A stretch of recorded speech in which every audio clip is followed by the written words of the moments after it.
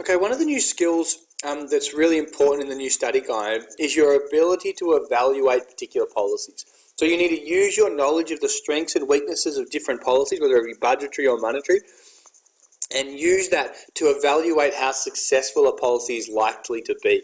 So I'll give you an example in relation to how you would go about answering this question. So this question asks you a 6-mark question, challenging question. Evaluate the effectiveness of one budgetary policy initiative that might be announced to assist with the achievement of full employment. So what you need to do is you need to choose a budgetary policy initiative, link it to how it's meant to help to achieve full employment, and then discuss some of the strengths and weaknesses of achieving that goal. So here's a particular plan of attack for going about that question. Define the goal of full employment for 1 mark. Choose a particular policy and explain how it works in theory. So how would this policy in theory help to achieve the goal of full employment? Talk about the strength of this particular policy, why it might be able to achieve that goal. And then for the last 3 marks, talk about the weaknesses of this particular policy. Reasons why it might be ineffective in achieving the goal of full employment. Why it might conflict with other goals. What are some of the weaknesses of this particular policy? Don't choose an overly difficult policy. So for example, let's say we chose lower income taxes as our policy. A budgetary policy initiative that can be used to target full employment is a reduction in income tax rates as part of an expansionary budgetary deficit. So just lowering income tax rates, that's our policy. This policy, and then explain how it's likely to achieve full employment. This policy is likely to lead to an increase in disposable income of taxpayers and contribute to an increase in both consumption and investment as components of aggregate demand, and lead to an increase in the growth of real GDP. Okay, remember, try and get that word real GDP into your answers about increasing production in real terms. This should lead to an increase in the demand for labour or the derived demand for labour, increasing employment and reducing the rate of unemployment towards the full employment rate. So you've talked about, from the demand side point of view, higher disposable incomes, increased production because of increased aggregate demand. The increased production flows on to increased derived demand for labour, boosting employment, reducing the unemployment rate towards full employment. And then there you could, put in brackets 4 to 5% with no cyclical unemployment and no excessive inflationary pressures. In addition, lower income tax rates can have supply side benefits. So providing greater incentives for individuals to work harder and for firms to increase investment spending, particularly firms that are unincorporated businesses that are paying income tax rates, which ultimately leads to increased productivity. So we've got the productivity element associated with lower income taxes. This helps reduce costs and prices, increases our international competitiveness because we've got lower costs of production, and then further contributes to aggregate demand and real GDP, which will again help to create employment growth in the long term. So you've really analysed for your first 3 marks what your policy is, the overall impact it's likely to have on demand, the overall impact on supply. Now we start to analyse the potential weaknesses of this policy. Firstly, there's sometimes a lengthy time lag between the announcement of the policy and its ultimate effects on the economy. So it is possible that the policy announcement will not become law. It may be rejected by the Senate. If the government lower income tax rates today, it may have a large implementation lag. As well as the fact it can have a long impact lag. It takes time for once the policy is enacted to have its full impact on unemployment, so it may have a long time before it has its full impact on investment and consumption spending. This can lead to the policy acting in a pro-cyclical rather than a counter-cyclical fashion. So this means the policy might have designed to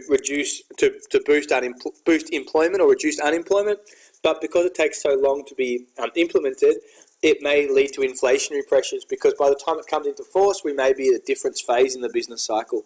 So your first one could be talking about the implementation and impact lag and how that may lead to the policy being pro-cyclical or working against the business cycle. Second, lower tax rates could lead to a bigger budget deficit. So then you could talk about the fact that this may lead to crowding out, which could hurt employment growth. So if the government needs to borrow from the private sector, they need to raise this money from the banks, and this could put pressure on interest rates or exchange rates as the demand for money increases. As interest rates increase in the economy, this will lead to reduced consumption and investment spending, reducing aggregate demand and real GDP. So you could talk about the fact that there was lower consumption and investment from lower income taxes if it leads to crowding out in the economy. Thirdly, there's no guarantee that households or businesses will spend the additional disposable income. If consumer confidence is low, they may decide just to increase their savings. rather than spending any additional money. This is one that I definitely touch on because it's a bit clearer to explain. So there's no guarantee that the lower income tax will actually lead to more spending.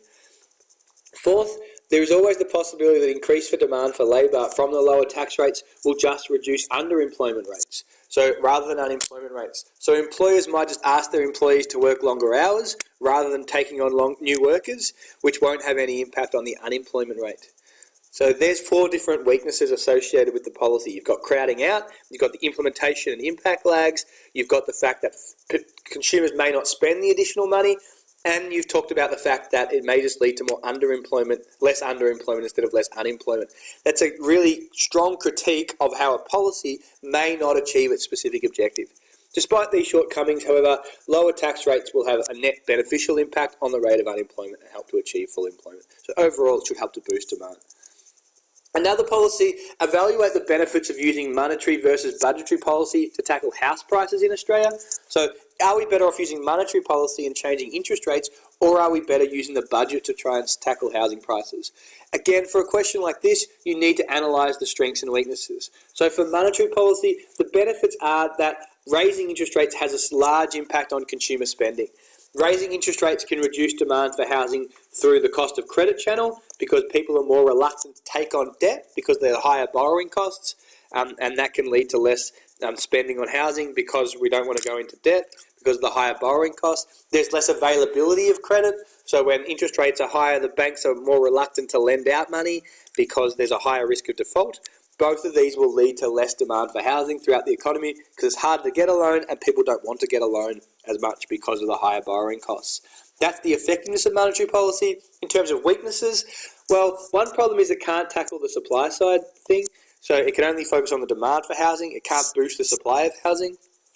And secondly, it can't target house prices in particular areas. So at the moment, there's really high growth in house prices in Sydney and Melbourne, while Perth, actual house prices are actually going backwards. So monetary policy being a blunt instrument, it can't just raise interest rates in Sydney and Melbourne while lowering interest rates in Perth to try and make sure that their housing market doesn't go completely bust. So they can't target particular states, they can't target particular sectors, and therefore they can't target rising house prices just in particular areas. In terms of budgetary policy is effective because it can target both the demand and supply side problems. So in terms of demand side policy, it can do things like removing negative gearing concessions, so investors don't get to claim back in tax any money they spend on interest associated with investment properties. So that can lead to they can reduce demand through removing negative gearing tax concessions, removing investment spending. They can also make it harder for foreign investors to buy properties in Australia. They can raise income taxes, would be more broad policy, to all reduce house prices. And then in terms of supply, they can also be effective from a supply side perspective. They can release more land for development for private houses. So, for example, they can increase the zones in which you're allowed to build on so that more houses get built, and therefore that encourages the more supply, and that also helps to lower prices. They can help to give concessions to builders, therefore lowering their production costs so they're more willing to build new properties. So they can target housing prices from both a demand and a supply side perspective. In terms of weaknesses, the main weaknesses is that monetary policy does have the bigger impact on demand. So these policies here can have some impact on demand for housing. The biggest impact on demand would be changes in interest rates and through the cash rate then flowing onto mortgages and other long-term rates. Thank you.